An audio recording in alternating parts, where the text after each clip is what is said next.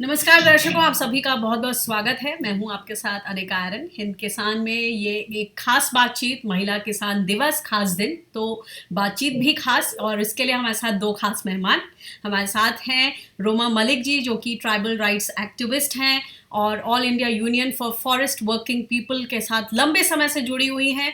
हमारे साथ हैं अर्चना सोरेंग, जो कि tribal youth and climate action advocate हैं और यूनाइटेड नेशंस के जो सेक्रेटरी जनरल हैं, उनके जो सस्टेनेबल गोल्स हैं ऑन एनवायरनमेंट, क्लाइमेट वॉरियर्स की जो एक टीम उन्होंने गठित किया है, उसमें हमारे भारत से उस टीम की सदस्य हैं अर्चना सोरेंग, और ये रिसर्च ऑफिसर भी हैं, फील्ड पर काम करती हैं वसुंधरा एनजीओ के साथ। तो इनका भी बड़ा रिच अनुभव है जो महिला किसान हैं या अगर खेतीहर मजदूरों की बात करें। तो दोनों जो हमारे खास मेहमान हैं, आज हम उनसे समझने की कोशिश करेंगे महिला किसान दिवस पर किस तरह से जो 3 कृषि कानून हैं उसको लेकर हमारे देश की राजधानी दिल्ली में हमारे किसान भाई और बहन डटे हुए हैं अपने हक की लड़ाई के लिए। उनकी जो 2 मांगे हैं कि तीनों कृषि कानून को वापस किया जाए, कोई संशोधन मंजूर नहीं, और दूसरा कि एमएसपी का हक मिले। इसी कॉन्टेक्स्ट में हम बात करेंगे। सबसे पहले रोमा जी, मैं आपके पास आना चाहती हूँ। आप इस पर किस तरह की आपकी प्रतिक्रिया है? 9वें राउंड की वार्ता हो चुकी है, मगर अभी भी सरकार टस से मस नहीं हुई है। सरकार बार बार बोल रही है कि हम बड़प्पन दिखा रहे हैं, खुले दिल से बात करने को तैयार हैं, मगर बीच में अब सुप्रीम कोर्ट भी आ गया है। मामला जो है सुलझने के बजाय और उलझता जा रहा है दिन प्रतिदिन। आपकी किस तरह की प्रतिक्रिया है? सरकार का जो रवैया रहा है इस प्रॉब्लम, इस गतिरोध को सॉल्व करने में, उस पर आपकी प्रतिक्रिया चाहूंगी। थैंक यू अनिका जी, बहुत बहुत शुक्रिया इस शो में हमें इनवाइट करने के लिए।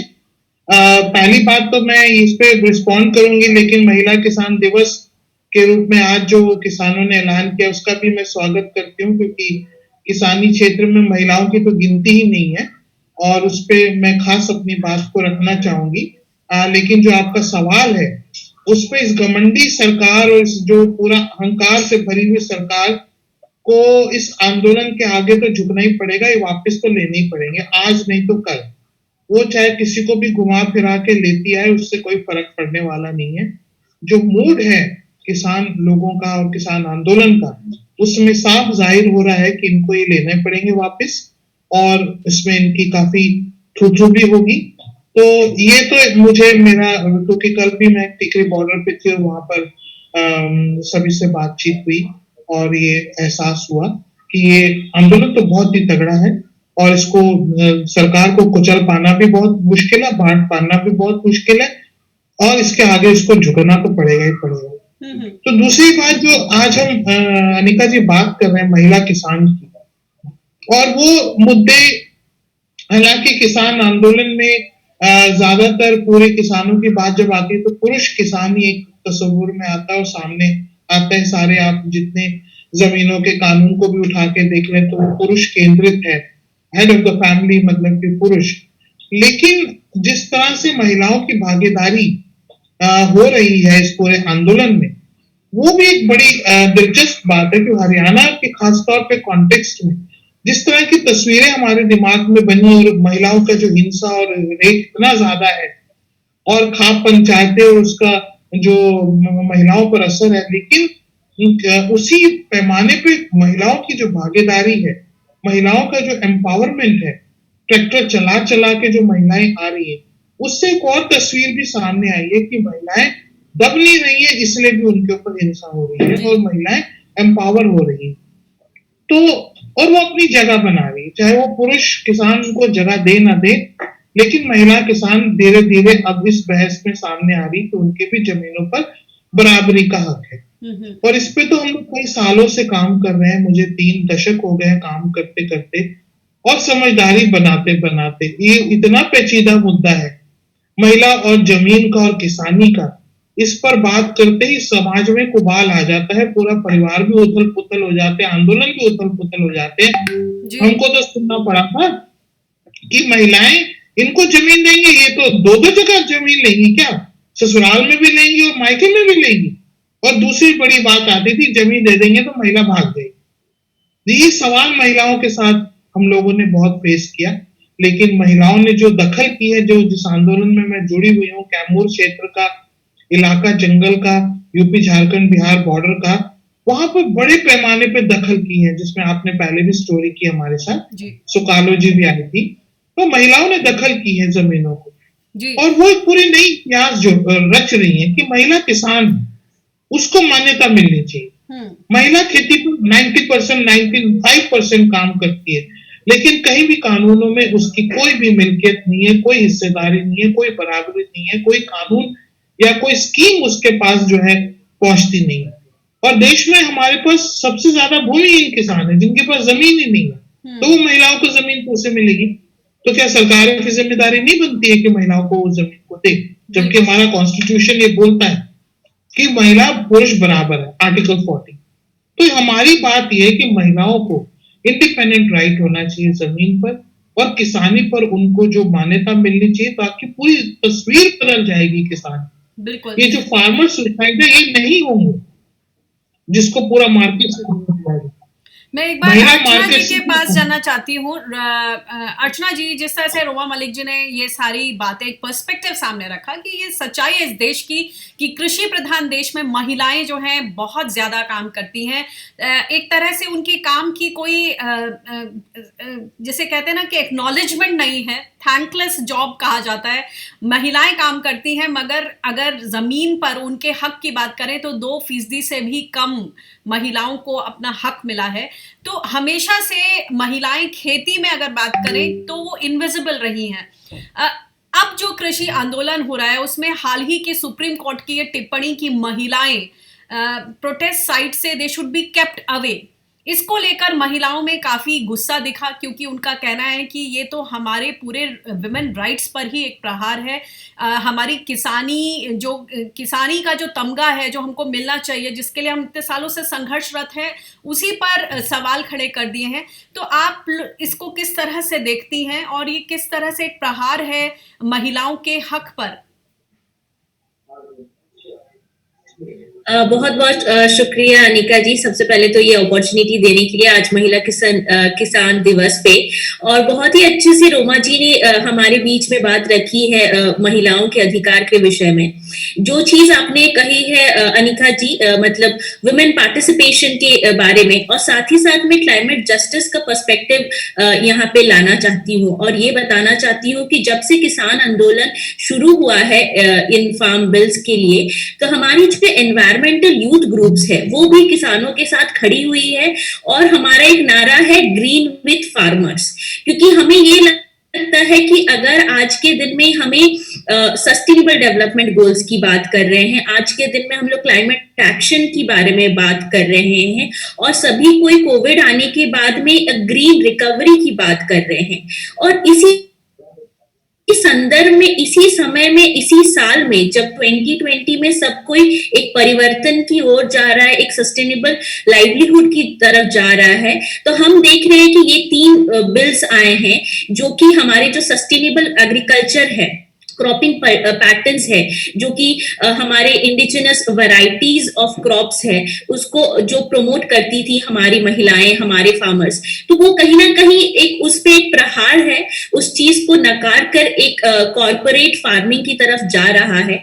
तो that is a major concern not only for farmers, बल्कि हमारे एनवायरमेंटल मूवमेंट के लिए एक बहुत ही बड़ा चिंता का विषय है, जिसमें हम सबको एक साथ खड़े होना है। साथ ही में मैं ये बात भी बोलना चाहती हूँ कि हर एक इंसान को राइट टू प्रोटेस्ट है, टू शो कि हम लोग किसी चीज पे अग्री करते हैं और नहीं अग्री करते हैं। तो जो आपने जो बात रखी है कि जिस तरह से महिलाओं को बोला गया है कि आपको वहां से जाना चाहिए, ये हमें लगता है कि सरासर बहुत ही निंदनीय बात है, क्योंकि महिलाओं का एक तो हम देख रहे कि किस तरह से रिकग्निशन नहीं है एग्रीकल्चर सेक्टर में, किस तरह से बहुत सालों से हम लोग को दबाया गया है, और साथ ही साथ अब जब हम लोग अपनी बात रख रहे हैं, अपनी हक की बात रख रहे हैं, तब भी अगर हम लोग को बोला जाए कि पीछे हटो, तो कहीं ना कहीं it is not in terms of women rights और farmers rights, it is a human rights which is being curtail, और ये चीज हम लोग को बहुत सीरियसली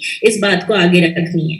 जी, रोमा जी, कहा तो ये गया, चीफ जस्टिस ऑफ इंडिया ने जब ये स्टेटमेंट बोला तो बोला गया कि ये आउट ऑफ कंसर्न बोला गया था, लेकिन इसकी भाषा को लेकर कि they should be kept outside, they should go, जो ये सारी बातें हैं उसको लेकर किसानों, महिलाओं ने खुला पत्र भी लिखा चीफ जस्टिस ऑफ इंडिया को। आपका क्या कहना है कि जिस तरह से हम देख रहे हैं टिकरी बॉर्डर हो, सिंघू बॉर्डर हो, जैसे आपने मेंशन किया हरियाणा की जो महिलाएं हैं वो ट्रैक्टर चला रही हैं और कई जो है ट्रैक्टर चलाने की ट्रेनिंग भी ले रही हैं 26 जनवरी के लिए, और हम उन्हें देख रहे हैं तमाम रोल्स में, चाहे वो सफाई कर्मचारी के तौर पर वहां काम कर रही हो, रोटियां पका रही हो, भाषण दे रहे हो, जितने भी रोल्स हैं जो एक पुरुष वहां पर निभा रहे हैं, कंधे से कंधा मिलाकर महिलाएं वहां दिख रही हैं। क्या कहेंगी आप?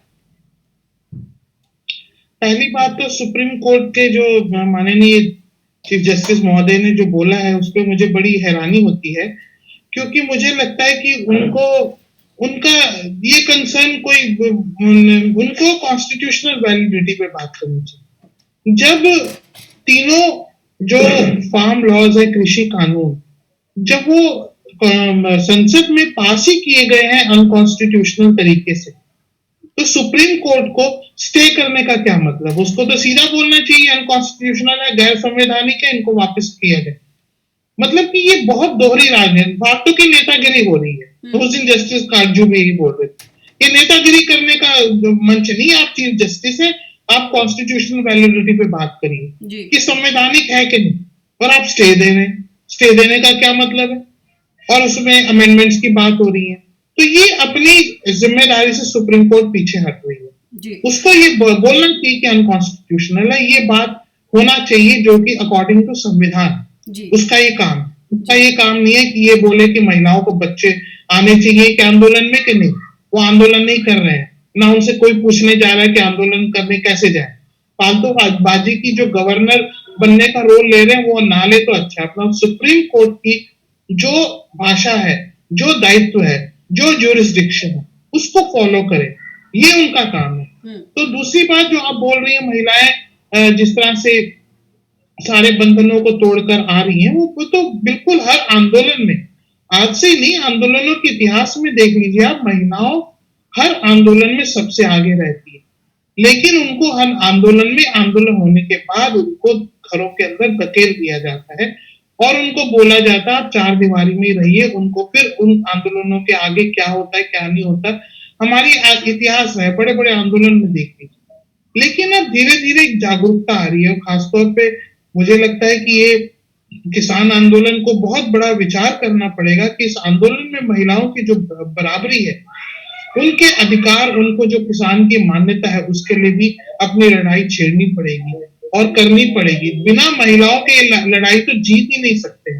महिलाओं के बिना ये जो है पूरी आंदोलन, इतनी बड़ी लड़ने की जो हिम्मत है वो महिलाएं कर सकती है और सरकार कोई दबाव नहीं सकती है। लेकिन अभी तक महिलाएं जो है वो टॉक्स में या बातचीत में अभी तक वो सामने नहीं, कोई महिला लीडर नहीं जा रही है सरकार के साथ बात करने के लिए।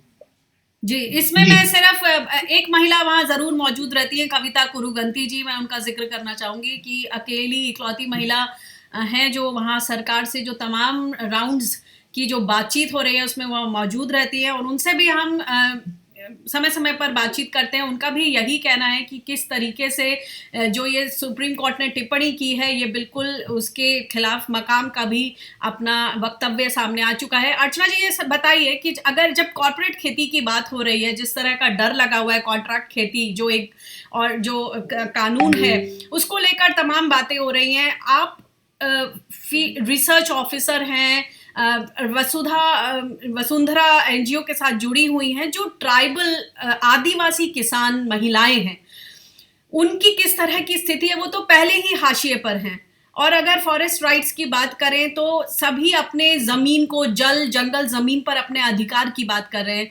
तो अब जब ये 3 कृषि कानून आ रहे हैं तो उससे उनके लिए और चुनौतियां कैसे बढ़ गई हैं? क्योंकि हम देख रहे हैं कॉर्पोरेट्स या प्राइवेट पूंजी निवेश की बात हो रही है, हमारे प्रधानमंत्री जी कह रहे हैं कोई उससे मना नहीं है, लेकिन उसमें अगर सरकारी मॉनिटरिंग नहीं होगी और अगर मिनिमम गवर्नेंस की बात के साथ ये चीजें आगे बढ़ेंगी तो आगे का भविष्य आप क्या देखती हैं? अनिका जी, सबसे पहला बात मैं यही बोलना चाहूंगी कि 3 चीजें हैं जो मैं बात रखना चाहूंगी। सबसे पहली बात, अगर हम लोग आदिवासी महिलाओं की बात करेंगे, तो हमारा जो एग्रीकल्चर का पैटर्न हमेशा से रहा है, सालों से, वो है कि सबसे पहले हम खुद के लिए खेती करते हैं, कि हमारे लिए खाने के लिए उपजाऊ है, और जो बचता था उसको हम लोग बेचते थे। So this was a pattern of agriculture. But over the period of time, जिस तरह से हम लोग देख रहे हैं कि ग्लोबलाइजेशन हो रहा है, अर्बनाइजेशन हो रहा है, मॉडर्नाइजेशन हो रहा है, जिस तरह से इम्पोजिशन हो रहा है, तो over the period of time जो कैश क्रॉप है, उस तरफ की भी मतलब फोर्स होने की वजह से काफी लोगों ने कैश क्रॉप प्लांटेशन भी अडॉप्ट करी है। बट हाउएवर अभी भी सस्टेनेंस फार्मिंग जो है अभी भी प्रचलित है आदिवासी एरियाज में, जिस which is the major source of the livelihood. दूसरी बात मैं ये कहना चाहूंगी कि अगर हम लोग अभी मेजर आदिवासी एरियाज में देखेंगे, तो सारे आदिवासी एरियाज में हम देख रहे हैं कि किस तरह से एक्सट्रैक्टिव डेवलपमेंटल प्रोजेक्ट्स की वजह से उनकी जो खेती की जमीन है उनसे छीनी जा रही है। एक वो, दूसरी चीज है कि उनकी जो खेती की जमीन है वो किस तरह से पोल्यूट हो रही है, एयर पोल्यूशन से हो, वाटर पोल्यूशन से हो, because of extractive development projects. और साथ ही साथ हमारी महिला किसान के बारे में बोलेंगे तो उनके अपने जमीन पे अधिकार नहीं मिल पा रहा है because of non recognition of right, जैसे आपने फॉरेस्ट राइट एक्ट के तहत में। तो इन सारे संदर्भ में अब जब ये नया कृषि कानून आ रहा है, तो it is just adding on to the more of challenges which the women farmers had. मतलब महिला किसानों के जो भी संघर्ष थी, जो भी पहले से इश्यूज थी, ये बस उसको बढ़ावा दे रही है। और सबसे बड़ी खतरे की बात, या फिर सबसे बड़ी चीज जो चौंका रही है लोगों को, या फिर डर पैदा कर रही है लोगों को जो वो खुद जीने खाने के लिए जो कृषि करते थे, अब शायद वो ना कर पाए, क्योंकि ये सारा कॉर्पोरेट फार्मिंग की तरफ जा रहा है। उनकी जमीन चली जाएगी, और उनके जो पूर्वज से जो खाना का जो कल्चर रहा है, जो अन्य अन्य वैरायटीज के वेजिटेबल्स हो, क्रॉप्स हो, जो कि क्रॉप को सस्टेनेबल फार्मिंग कराता था, एग्रीकल्चर फार्मिंग कराता था, लैंड रेस्टोरेशन में काम करता था, वो अब नहीं हो पाएगी। तो अभी हमें ये चिंता करने की जरूरत है, अगर एक महिला आदिवासी किसान से उसकी जमीन छिन जाएगी,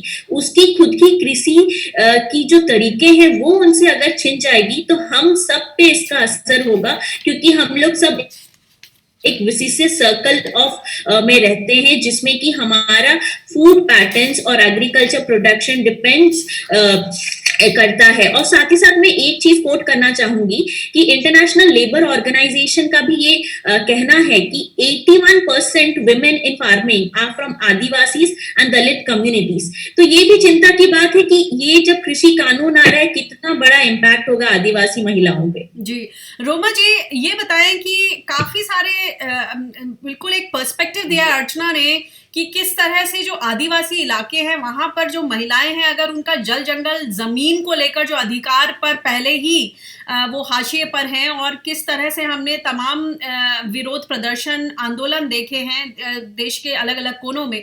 तो जिस तरह से कृषि कानून में खासतौर से कॉन्ट्रैक्ट फार्मिंग, और जिस तरह से ये तीनों कृषि कानून आपस में इंटरलिंक्ड है और उनके असर से इस तरह की आशंका जताई जा रही है, और जो हम सड़क पर देख रहे हैं किसान भाई और बहन जो मिलकर अपनी आवाज उठा रहे हैं, आपकी किस तरह की प्रतिक्रिया है? अभी मैं सुन रही थी कि नीति आयोग के जो अमिताभ कांत जी हैं, उनका एक आर्टिकल पढ़ रही थी, वो बोल रहे थे कि किस तरह से विकास के द्वार खोलेंगे, किसानों की जो इंडिजिनस नॉलेज है हम उसका इस्तेमाल करेंगे, उनके ज्ञान का इस्तेमाल करेंगे, उसको टेक्नोलॉजी के साथ उसको मिलाएंगे, और आर्टिफिशियल इंटेलिजेंस या हमारी जो फसलें हैं वो विदेश तक पहुंचेंगी। ये सब सुनने में, पढ़ने में बहुत अच्छा लगता है, लेकिन क्या आप इसको होता देखती हैं? क्योंकि अभी हमारे सामने एक और एग्जाम्पल आ गया, माइक्रोसॉफ्ट के बिल गेट्स जो है सबसे बड़े फार्मलैंड ओनर हो गए, प्राइवेट फार्मलैंड ओनर की बात करें तो। और ये हम सब जानते हैं, तमाम आर्टिकल्स में ये हमें पढ़ने को मिलता है कि किस तरह से जेनेटिकली मॉडिफाइड बीज की बात हो या फिर बायो फोर्टिफाइड क्रॉप्स की बात हो,